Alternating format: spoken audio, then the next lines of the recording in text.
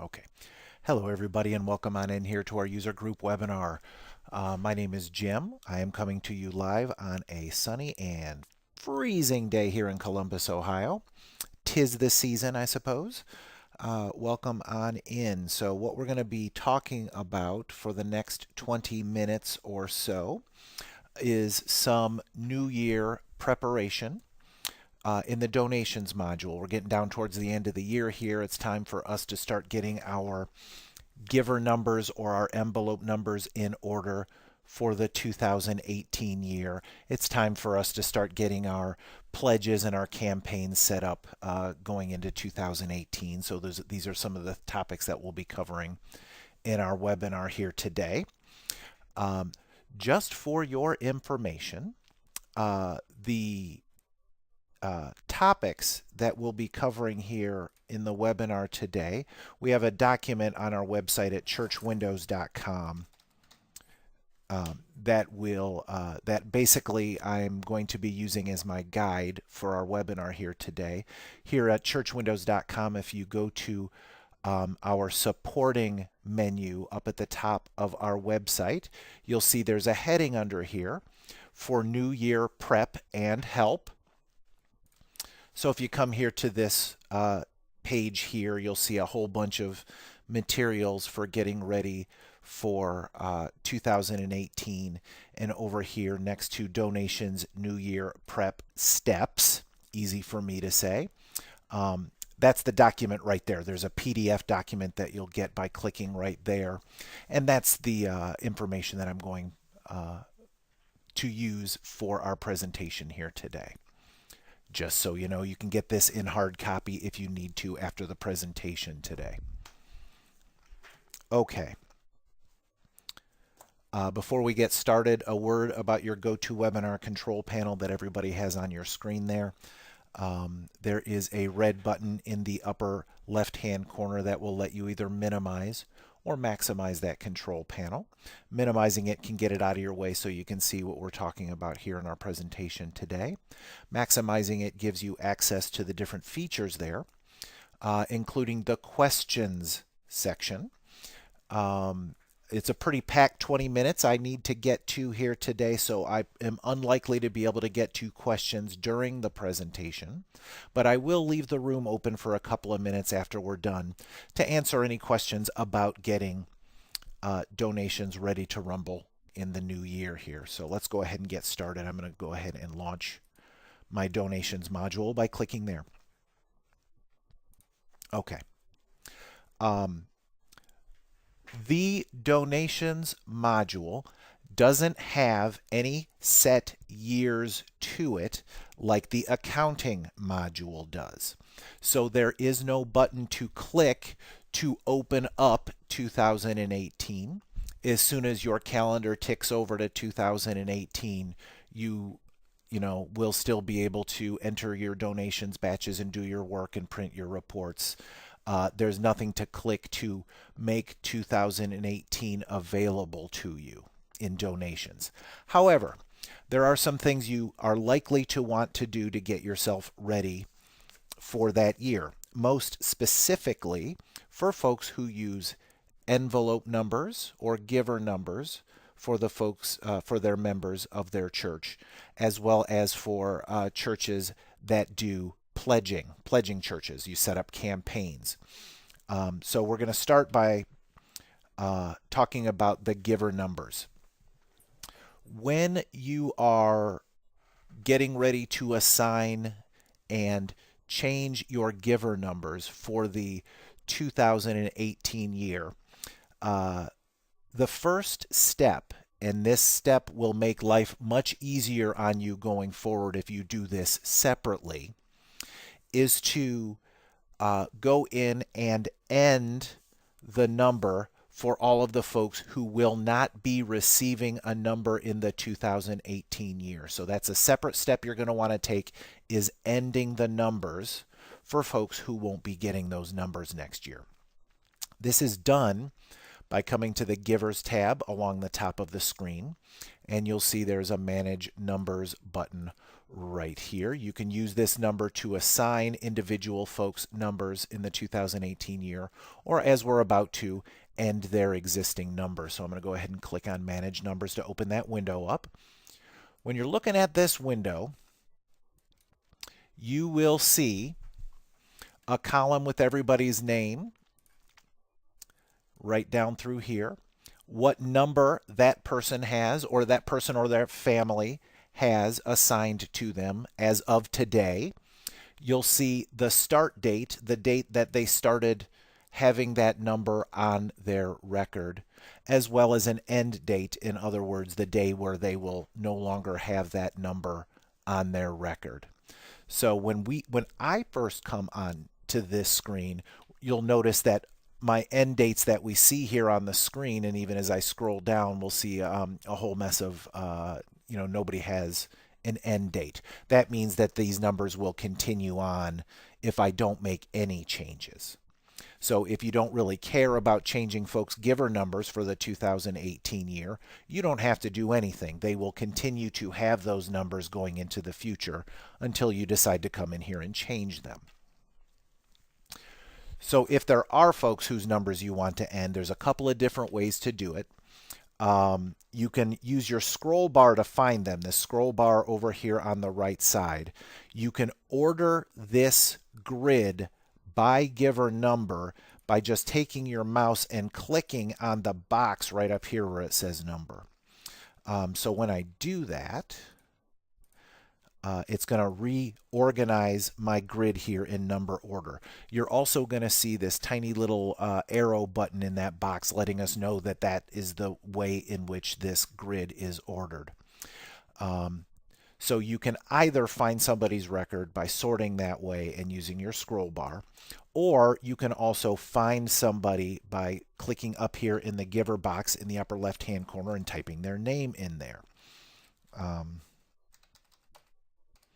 There's Jan Frenton with giver number 32. When I hit my enter key on my keyboard, it will take me right to that person's record. So if Jan is no longer going to receive a giver number in 2018, I can click in the box underneath where it says end date here and just type in the end date for it. So that'll be December 31st, 2017.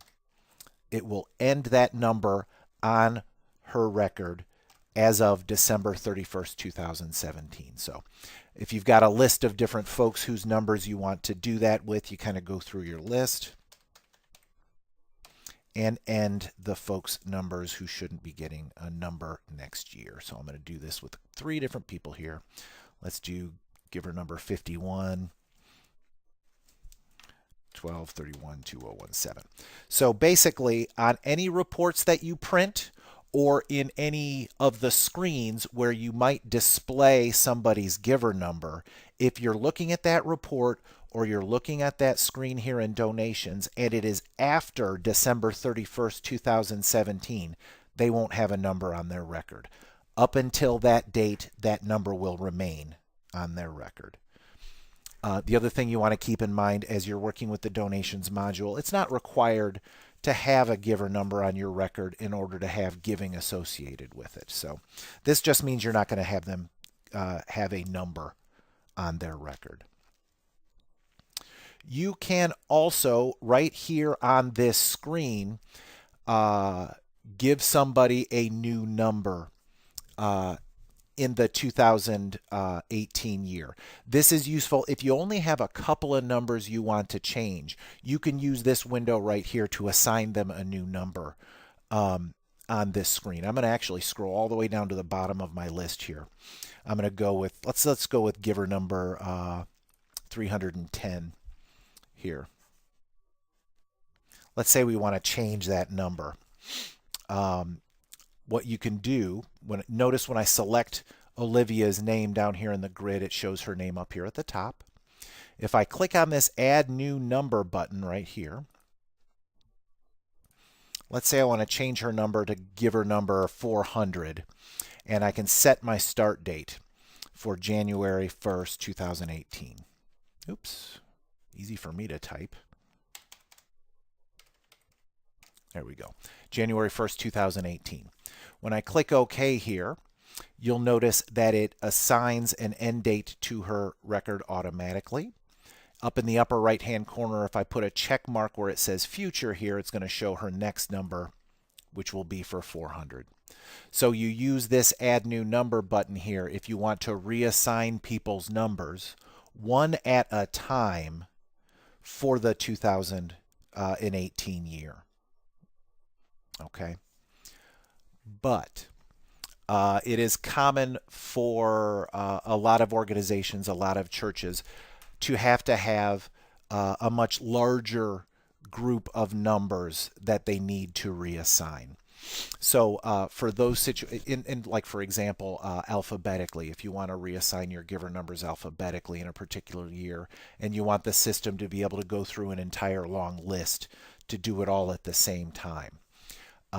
For that, you're going to not do it here under Manage Numbers. There's another screen right here, Auto Assign Numbers. So that's where we're going to go to allow the system to reassign large groups of numbers for a particular time period. So when I click on Auto Assign Numbers up here at the top of the screen, you're going to get this prompt right here. While this screen is open, you will have exclusive access to auto assign and manage giver numbers. Basically, that just means if you're running church windows on a network, none of the other computers or other users in church windows are going to be able to reassign numbers while you're looking at these windows. When I click OK, the auto assign numbers screens, there's two of them. On the first screen, the one that says choose givers right here, this is where you're determining whose records you are going to be reassigning and the dates that you'll be reassigning them for. So when you first open up this window, you'll notice in the dark gray area up here at the top, we're doing a start date of January 1st, 2018. That's when we're going to reassign all of these numbers for. When I click on OK, notice we get a little warning message that I've already given somebody a number for 2018. That's Olivia's record that I reassigned from number 310 to number 400. That's what that's warning us about. When I click OK, it takes you to this window right here. Notice the prompt where it says no givers are selected. That appears right here underneath this givers to include box over here on the right. So what we are doing on this screen is we are generating a list, and it's going to be all of the names that we see here underneath givers to include. We're generating our list of everybody whose numbers we're reassigning in the 2018 year. So a couple of things we can do there. Notice down here at the bottom, these are giver numbers that are current as of December 31st, 2017. So that's the numbers you're going to see on this grid. So if I come in here and I'm going to uncheck the box at the top that says include those without giver numbers. Now all we are looking at on this list are the folks with giver numbers as of that date. You'll notice the list is in alphabetical order, which looks a little weird if you're looking at the numbers. If you want this list sorted in giver number order, there's a checkbox for that right down here that says sort by number. So clicking in that box will then sort this list in giver number order. Okay, one other thing I want to show you here. Notice this checkbox here at the bottom where it says include givers whose last number ended on 12/31/2017. Some of the folks whose numbers I did end include John McLean here with giver number 13. So if you look at his name on this list here, if I uncheck this box where it says include givers numbers last number ended, if I uncheck that box, you'll see his name disappear from this list. So on the last screen, everybody whose numbers that you have ended As long as this box is unchecked, they're not going to appear on this list. So what I'm going to do is I'm going to reassign all of my folks giver numbers 1 through 300, and that's all of these folks on this grid that we're looking at right here. So I want to add all of these folks to my listing over here. I'm going to go ahead and click Select All, which highlights everybody's name. And I'm going to click on my arrow button over here pointing to the right, and you'll see all of those names plop over here underneath Givers to Include. Now the other thing you'll want to do is add the folks to this list who don't currently have a number. So in order to find those folks, you want to put a check mark for include those without number. So now you're looking at a list of all of the folks that don't have a number on their record here. So you want to add those. Let's say, for example, I want to add Andrea Brown. She's going to get a number. I'll highlight her name, click on my arrow button to the right, and you just pick a couple of people as you look down your list. Sarah Ogden here might get a number, for example. Once you've got your list generated for all of the folks who you want to reassign their numbers, click your OK button here, and it takes you to the second window, which is actually your auto assign numbers window right here. So you're looking at a grid right here. Notice the folks who I picked without giver numbers are up here at the top of the list. But you're looking at a grid of all of the folks who I've selected. These are all of the people who I want to reassign next year. If you wanted them assigned in alphabetical order, for example, you can point your mouse at this giver name box and click, and it resorts this grid in alphabetical order. So if that's what you wanted to do, you'd click that box. Now my grid is sorted alphabetically.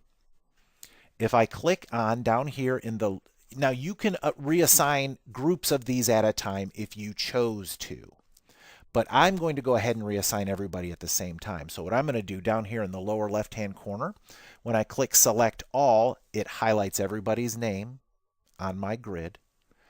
And then you'll notice in the upper left-hand corner here, you're going to assign numbers starting with, and you can start with whatever number you want, but I'm going to start with number 1. And then when you click on the button below that that says Assign Selected, you'll notice the column where it says New Number starting on January 1st, 2018. It starts at the top and numbers them all the way down. You can double check this, go through your list and make sure everything looks correct. Once you're satisfied, you think everything looks pretty good on here and you're ready to rumble, you can click on the Save and Close button down here in the lower right-hand corner, and it will assign those numbers to all of those folks. Goes through, assigns all of those numbers. If I go back to our Manage Numbers screen now, you'll notice that all these folks have end dates of 12/31/2017 because they're getting a new number starting in 2018. If I click on my Future checkbox, you'll see all these folks here with a new number starting on 2018. Okay. I took a bit of extra time with that because that screen, as long as you do this stuff in order, you're going to be in good shape with reassigning your numbers, but you can get sideways if you kind of don't mind your P's and Q's with it. Okay. 2 other quick topics I do want to make sure I hit. If you want to print labels with giver numbers for 2018, you want to give your giver numbers to your folks in 2018, you can do that here in Donations. Right here under Reports and Export, the tab along the top, you can go to Lists and Labels. Click your Labels report right here. This is where you're going to select which folks we're going to print labels for. Let me do my 1 through 300 that I just reassigned. Those are I'm going to uncheck include those without numbers. So I'm only going to include numbers 1 through 300. But you want to make sure you check here under the Giving/Pledging tab, because on this tab is where you get Use Numbers Current as of. So you want to set your 2018 labels here. So you come in here, January 1st, 2018. You'll also want to review here under the Sort tab along the top the order that your labels are going to print in. So giver number will work fine for me, and I'll click Next. It'll generate a list of all of those folks for the 2018 year. That's all of those folks. Okay, if you do not already have a label with giver number included on it, in other words, here where it says label layout, when you click on your down arrow, if you don't already have an envelope number label, you need to create a new one. The good news is once you've created it, you don't have to mess with it anymore, but you do have to make it first. So to do that, you click on this new label button over here on the right side. And it brings you to this little new label creation wizard thingy here, where you set what type of labels you're going to print to. I'm going to go ahead and leave it on Avery Standard 5160. That's a normal, pretty common label. I'm going to go ahead and click Finish. If you click Next, it just shows you the measurements of your labels. You can adjust those if you want to, but these are the measurements for those Avery labels. When you click Finish, it's going to open up a second window called the Report Designer. And it's going to show you exactly what's going to print on your labels when you print them. Let's see, did it open up for me?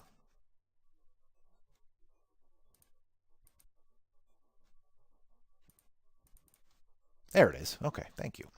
All right, so from here, what you're going to see over here in this little white section over here on the left, it's going to show you the contents of your label, which is the mailing label and the address for the family. If you also want to add their giver number, you'll need to make a little room on your label to fit that onto there. So what I'm going to do is I'm going to grab this label. You can move it around by left clicking on it and holding your left mouse button down. I'm going to move it down to the kind of lower left-hand corner of my label and drop it there, so I've got a little room. Then over here on the right side underneath where it says Data Controls, you'll see there's a field to add giver number here. So I'm going to left click on giver number. I'm going to hold my left mouse button down and I'm going to drag it over. And I'm going to let it go right there. So now we'll get giver number and mailing label and address listed below it. When I close this window by clicking on the X in the upper right hand corner, it's going to ask me to name my labels, and I'm going to call them 5160 address with envelope number. So I know exactly what it is when I want to print labels again in the future. There's my label format. The other thing you want to make sure you review here is the section where it says one label per. And we're only going to print one label per giving unit. So everybody who gives individually gets their own label. And if they give as a family, then the whole household only gets one label. When you click print, you'll see your labels, and you can now send these to the printer. And things are acting weird here. Where's my print preview? There they are. My goodness. Okay. So there's our labels. Giver number and address information listed below it. Okay. I'm running late on my presentation. My apologies, everybody. The last thing I want to cover is setting up next year's campaigns for 2018. Campaigns are set up under the Pledges button, which is right here, this little blue ribbon button right here. When I click on Pledges, it takes you to the View and Enter Pledges window. When you see your campaign screen right here, if you click on the down arrow, I'm going to expand this so we can look at it a little bit better, you'll see the different campaigns you've already got in your system. Here, for example, is our general fund for 2017, where my little mouse is pointed here. It's for the general fund, and it was from January 1st, 2017 to 12/31/2017. You can either create a new campaign, or you can go back to your 2017 campaign and copy it forward a year.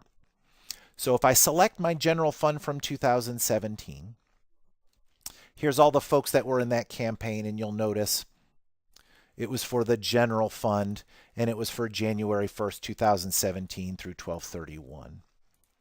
There's a copy campaign button at the top of the screen, right up here, this button here.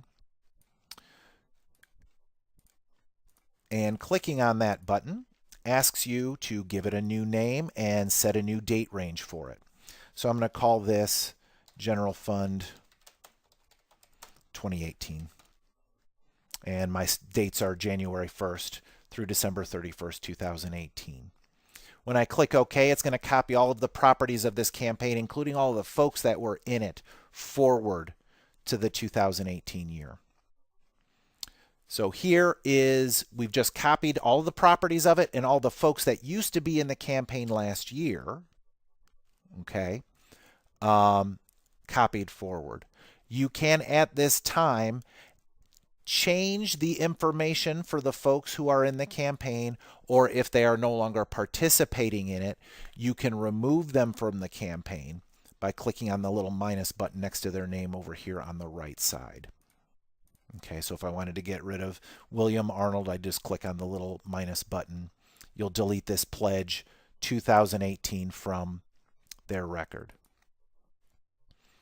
Creating a new campaign for 2018, if you didn't want to copy an existing campaign, is a matter of clicking on the little green plus button next to it. Oops.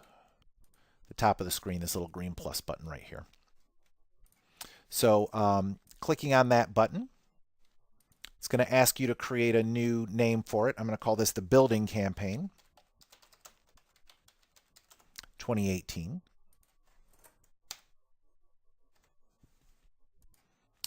When you do that, then you have to set your account and your dates yourself. So I'm going to go ahead and call this for the Building Fund. I'm going to set it for 2018, January 1st, 2018 through December 31st, 2018. Amount and frequency, you'll usually not mess with that because everybody has their own way that they want to participate in a campaign. So I'm going to go ahead and click on my Add Givers button. It saves that campaign, and now you are ready to start recording folks for the campaign. So when you get your pledge cards back, you can start entering folks in by recording their campaign. So Carolyn here is $10 a week for the 2018 campaign. You can go ahead and start adding people with the green plus button. Okay, so that is all of the topics I want to cover here today. We ran a little late, I apologize. If you're all set to get on with your day, feel free to click on the X in the upper right-hand corner of your GoToWebinar control panel. That'll exit you out of here. For folks who are out of here, thank you so much for joining me. I hope you have a lovely afternoon.